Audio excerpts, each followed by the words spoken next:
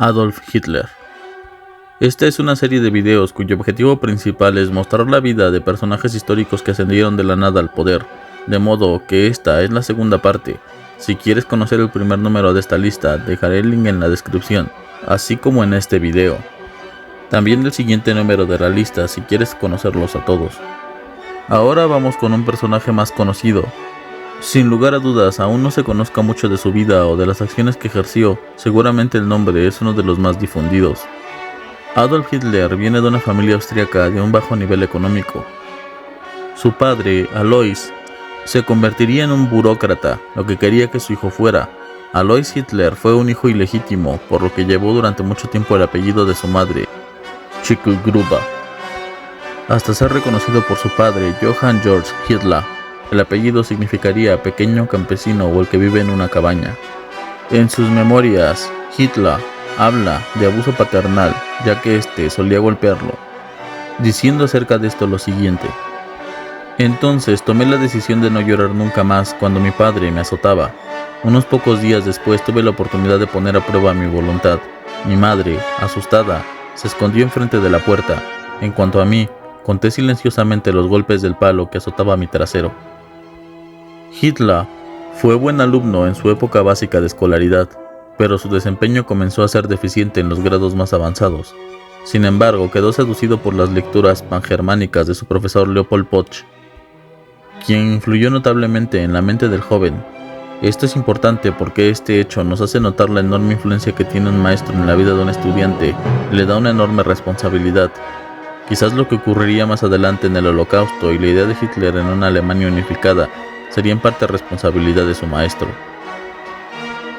Hitler posteriormente declararía en su libro Mein Kampf, es decir, mi lucha, que este bajo rendimiento escolar era un acto de rebeldía contra su padre, quien quería que su hijo se convirtiera en un funcionario público, en específico en un agente de aduanas. Sin embargo, para Hitler esto no era atractivo, pues quería dedicarse al arte. Como sabemos, Hitler tenía la intención de ser pintor, un artista. Tras la muerte de su padre, abandonaría la educación secundaria sin obtener un título.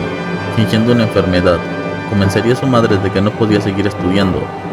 Esos 3 años siguientes no buscó ningún empleo y pasaba el tiempo con su amigo August Kubitschek, quizás el único amigo que tenía en su adolescencia.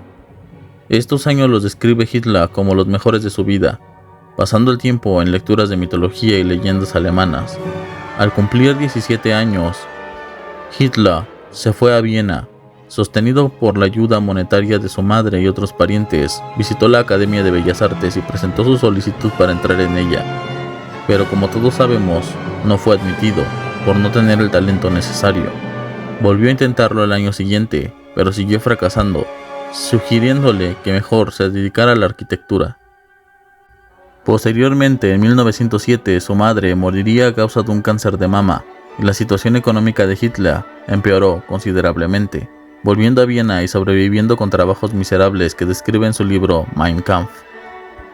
Algunos de ellos eran cargar maletas en la estación de ferrocarril, barrer la nieve, limpiar alfombras, lo que apenas le alcanzaba para malvivir. Igualmente, en su libro describe que el poco dinero que conseguía con estas actividades lo gastaba en libros para seguir aprendiendo en esas épocas difíciles. Para 1910, su condición mejoró, se mantenía exclusivamente pintando cuadros. Se dice que escapó de Austria por evadir el servicio militar, al parecer porque no quería mezclarse con judíos y eslavos. La mezcla cultural de Austria le repugnaba. Sin embargo, en 1914 se enlistó en el ejército alemán como voluntario en el regimiento bávaro, a raíz de la Primera Guerra Mundial. Hitler se encontraba entusiasmado, ejerció como mensajero y el grado más alto que pudo obtener fue el de cabo, al no poder ascender más por considerar que no tenía dotes de mando. Sin embargo, ganaría la Cruz de Hierro de segundo grado y de primer grado posteriormente, una condecoración que raramente se les otorgaba a rangos bajos del ejército. Se dice que la condecoración se la ganó por haber capturado solo a 15 soldados enemigos, pero en los registros no aparece la razón del mérito. Hitler, durante esa época, era impopular frente a sus camaradas, quienes lo veían con poco aprecio y desconfianza. Después de haber quedado temporalmente ciego a causa de un ataque con gas mostaza, cuando se encontraba recuperándose, se enteró de la caída de la monarquía y el ascenso de la República de Weimar. asimismo de la derrota alemana en la Gran Guerra, algo que le quedó claro desde ese día, que los judíos y los marxistas tenían la culpa de la ruina de Alemania y que él debía salvar a su país de la debacle. Durante su convalecencia fue atendido por un psiquiatra, quien lo declaró incompetente para dirigir a la gente, y su comandante expresó que jamás promovería a este histérico.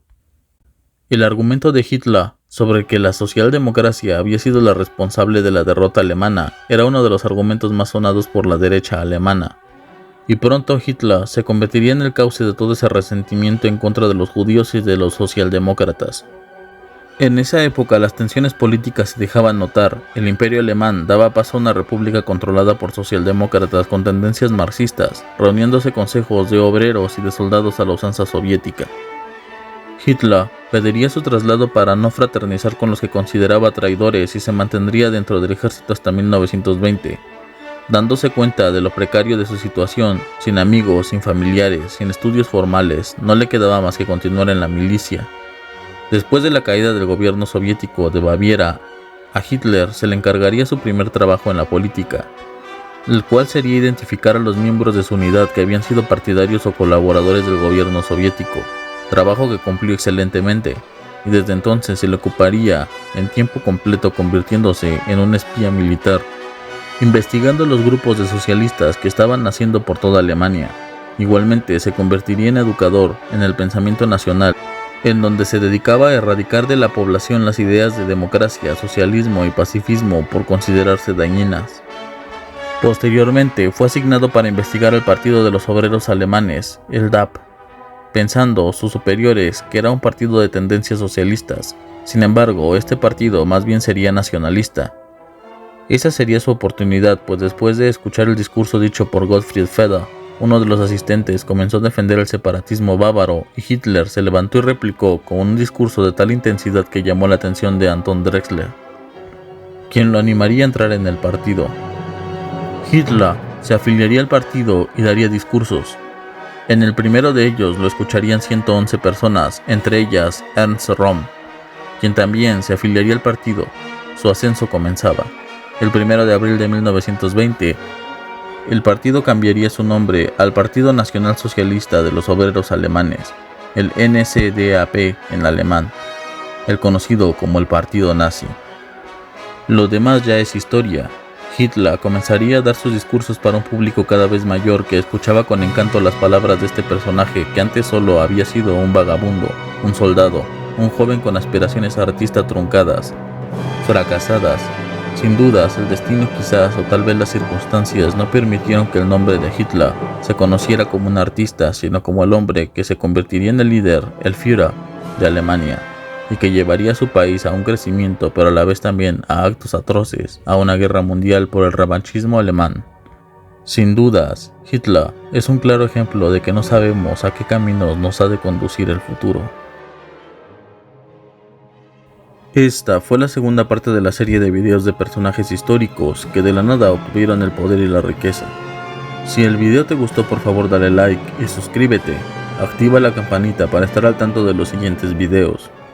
Comparte este video con tus amigos y familiares. ¿Sabías estos datos sobre la vida del personaje alemán austríaco más importante del siglo XX? ¿Qué piensas al respecto? Abajo en los comentarios podrás expresar tu opinión. Sin más por el momento, me despido. Hasta la próxima.